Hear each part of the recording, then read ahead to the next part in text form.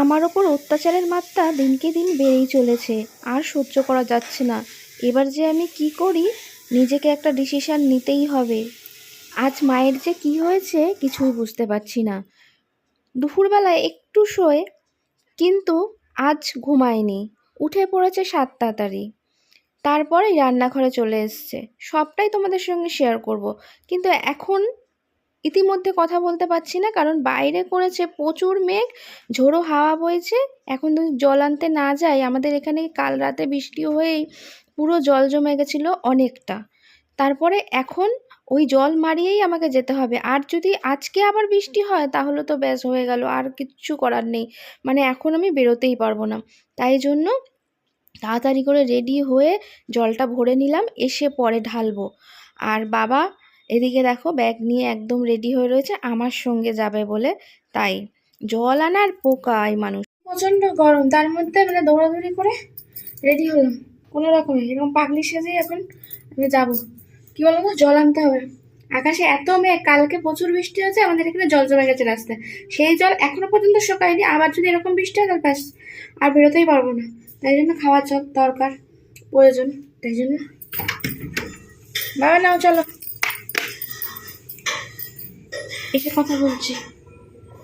বাবা নেবেও যাচ্ছে, ভয় পেয়েছে সেটাই, মানে গিয়ে জল ভরতে পারিনি। মনে হলে যেন বৃষ্টি আরম্ভ হয়ে যাবে। আমি যেই না যেই বেরিয়েছে দেখছি টিপ টিপ করে, ধর মার খেয়েছে, দৌড় দৌড় করে চলে আসছে। যা বাবা একটু লেট হয়েছে, মানে নিচ থেকেই লেট হয়েছে, নিচে ছিল বাবা তো টুকটুক করে আসে। মা ভাবছিল কেমন ডিস্টার্ব হবে ভাবো, মা ভাবছিল যে আমাদের জন্য নাকি গামছা নিয়ে যাবে, ছাতা নিয়ে যাবে না, গামছা নিয়ে যাবে। আর ছাতা কার মাথায় ধরবে, আমরা তো আমাদের মতন আসবো, ছাতা কি করে ধরবে? আর গামছা কি মাথায় দিয়ে মাথায় গামছা চাপিয়ে দেবে, আমরা গামছা মাথায় দিয়ে আসবো। এই বাবার সঙ্গে থেকে থেকে মার ডিস্টার্ব হয়ে যাচ্ছে, এত চিল্লামিল্লি করে এই অবস্থা বুঝেছো। গরমে এদিকে বৃষ্টি হয়ে যাচ্ছে, জল জমে যাচ্ছে হাঁটু অব্দি, এদিকে গরম আর কমছে না গো।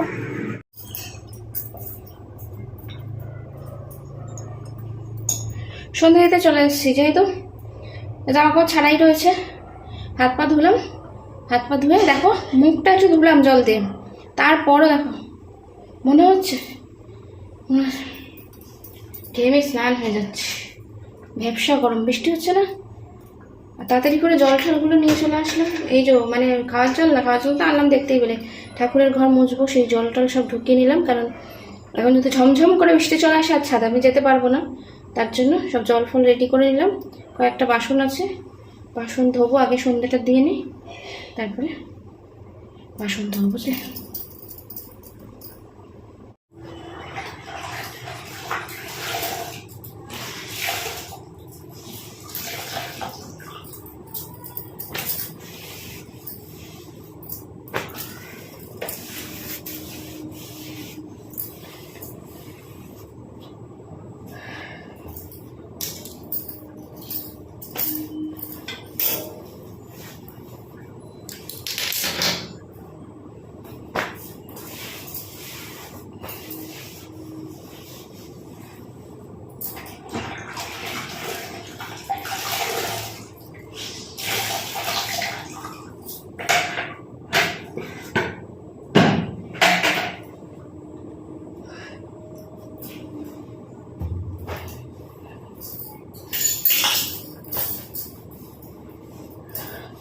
মুছে টুছে রাখলে না খুব সুবিধা হয়, তাই জন্য মুছে রাখছি।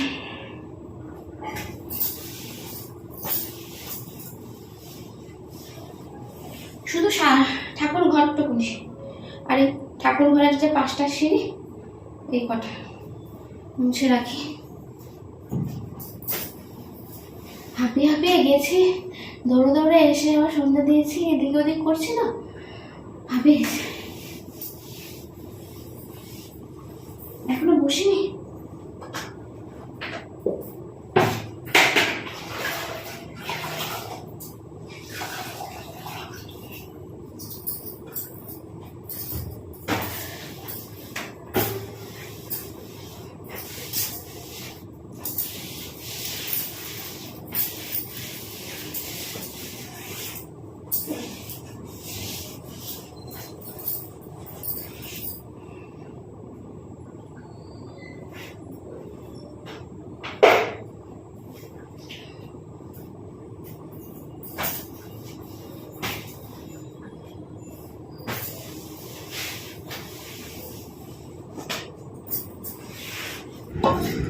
এই দেখো, এটা দেখে কেউ কিছু বুঝতে পারছো?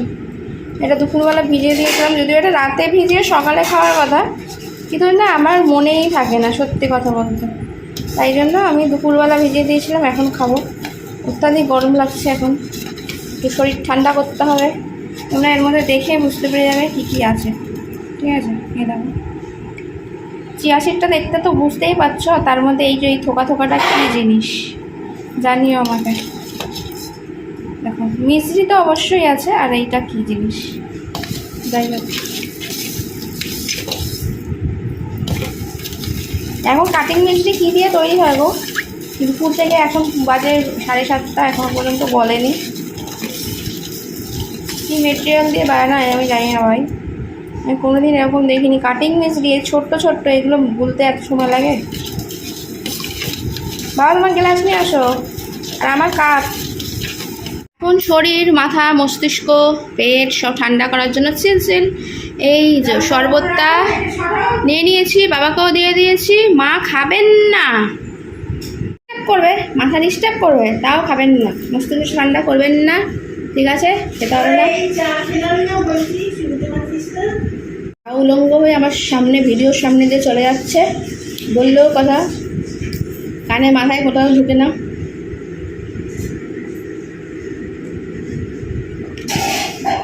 মাকে রান্না করছি, দেখাচ্ছি আমাদের ওপর কীরকম অত্যাচার আজকে করছে মা, শুধু আমি তোমাদের দেখাচ্ছি কী রান্নার স্টাইল, কী রান্নার মেনু।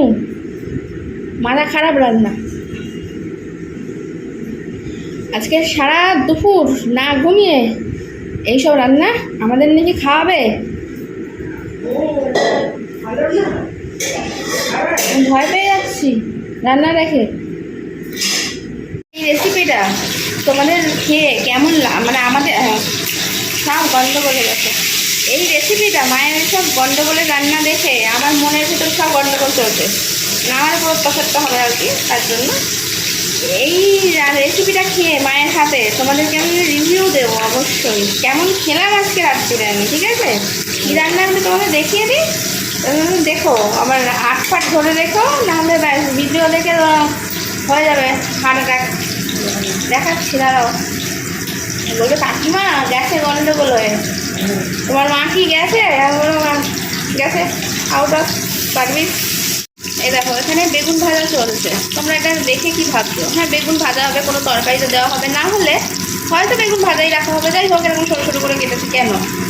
এরপর আমি দেখাচ্ছি, এর মধ্যে এখনও পেঁয়াজ ফোড়ন দেওয়া হবে, মানে বেগুনটা পুরো লাল করে ভাজা হয়ে যাবে কড়া করে, তারপরে এটাকে পেঁয়াজ দেওয়া হবে, পেঁয়াজ কুচিয়ে রাখা রয়েছে। তারপরে দেখো, এটা বেশি করে মুসুরির ডাল দিয়ে একদম ঘন করে করা আছে, জানো তো? দেখাতে পাচ্ছি না এখন, এটার জন্য তেলে, মানে এটা তেলে রয়েছে তো,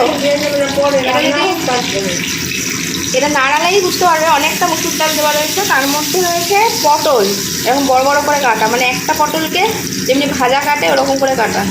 তার মধ্যে হচ্ছে ঝিঙে, এটাকে নাকি পেঁয়াজ দিয়ে, এই বেগুনটা দিয়ে, বেগুন ভাজাটা দিয়ে নাকি ডাল ফোড়ন হবে। এটা কোন দেশের ডাল আমি খাইনি।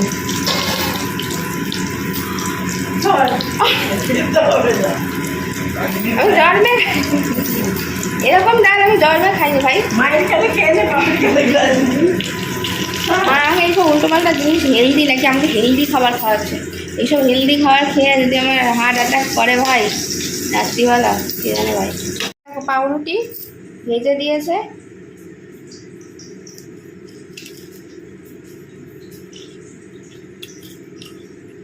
এরকম টেস্টি দাদা।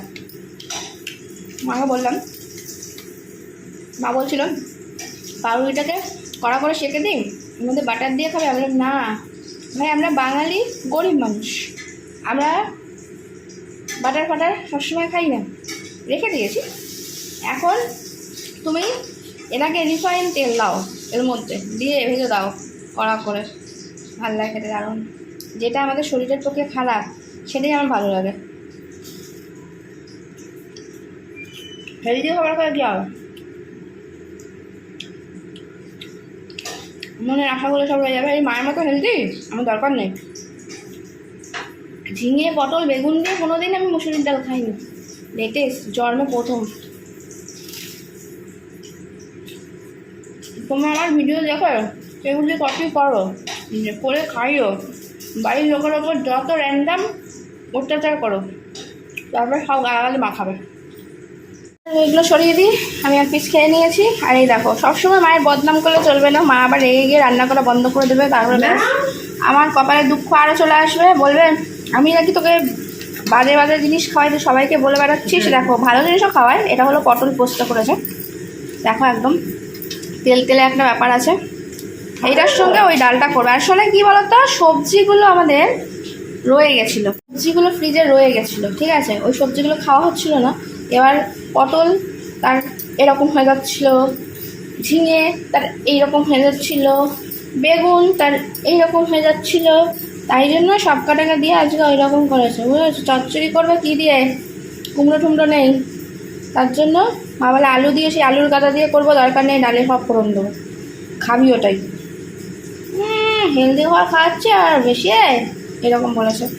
তার সাথে মুখটা একটু ভালো করার জন্য এই যে সুন্দর একটা পটল পোস্ত, শুকনো শুকনো, এই যে দেখেছ, দেখতে পেয়ে গেছো, জানি। ঢেকে রেখে দিই, হাতটা ধুয়ে নিই ভাই। এবার এটা হলো কনফিউজড মায়ের কাছে, ওটা ভাত দিয়ে খাওয়াবে না রুটি দিয়ে খাওয়াবে, বলো। কেউ ডাল আর এই পটল পোস্ত রুটি দিয়ে খায় বলো তো? এরকম অত্যাচার কে করে ভাই? বলছে রুটি দিয়ে খায়, রাত্রিবেলা ভাত কেউ খায় না। বসে পড়লাম, এই দেখো হেলদি অ্যান্ড টেস্টি আমার মায়ের বিখ্যাত রান্না নিয়ে। এই দেখো ভাত, এখানে আছে সেই সেরা যে রেসিপিটা মা আজকে করেছে আমাকে খাওয়ানোর জন্য, যাই হোক। সাথে আছে একটা রুটি, পুষ্টিকর খাবার, এক কারি দিয়েছে দেখো থালা ভরে, এই ডাল নাকি গঙ্গা জল হয়ে গেছে, কিন্তু এখানে দেখো চাপ ধরা পুরো মুসুর ডাল দিয়ে, ঝিঙে দিয়ে, পটল দিয়ে ফোড়ন দিয়েছে, পেঁয়াজ দিয়ে। এখানে রয়েছে ওই যে পটল পোস্ত, এখানে রয়েছে বেগুন ভাজা, এখানে তো পটল পোস্ত রয়েছে, ইচ্ছা হলেই নিতে পারি। কি কম্বিনেশন ভাই, চলো শান্তি করে খেয়ে নিই। এত অত্যাচারের পর যদি একটু দুধের সর তুলে না খাই তাহলে কি আর পোষায় বলো? টাটা।